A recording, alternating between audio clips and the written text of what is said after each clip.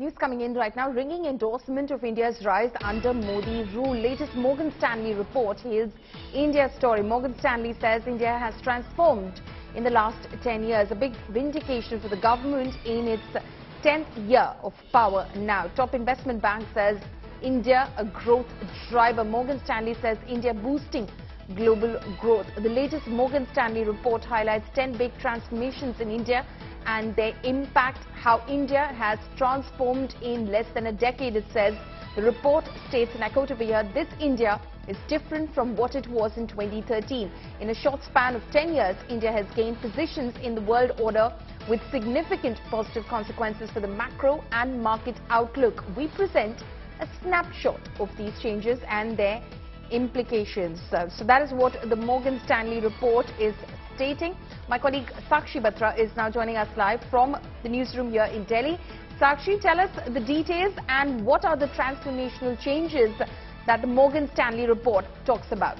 Absolutely, Paulomi. This is a very positive report indeed that talks about the transformation that India's economy at large has gone through in the last 10 years. And 9 years of those have been under the Modi government for sure. Now, the supply side reforms that the government has undertaken, also the corporate tax that has been brought at par with the peer nations as well. The infrastructure story which has been robust in the last 9 years of action. We've seen the formalization of the economy undertaken by the implementation of the GST regime as well, which, remember, the latest indications are that are at record high levels of GST collections at over 1.8 lakh crore rupees as well. Digital transactions have improved from just about 4% odd that we had seen in the year 2016 to now 76% of the GDP. That talk about the formalization of the economy. We've seen robust reforms in the real estate era. Remember, this real estate sector for years has been undergoing, serious problems and issues ranging from transparency and people not getting their homes on time as well. RERA has brought in those regulatory changes. There has been an increased focus on the foreign direct investment.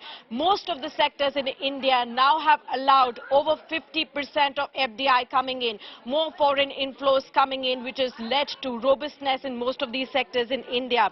Now, India's outperformance versus China, when you talk about sentiments, has also increased over these last 9 years. Remember, when the developed nations look at outside for, importing of stuff, for raw material, for outsourcing any of their services needs, there are 2 or 3 major nations, including India and China. There has been an increased shift towards India and preference towards India, and this has been accelerated during COVID-19 period as well, when more and more nations are now looking at a China +1 strategy, and India is definitely one nation that they are looking at now. What will be the implications, Morgan Stanley says, of these kind of changes and policy reforms that have been taken by the government in the last 10 years?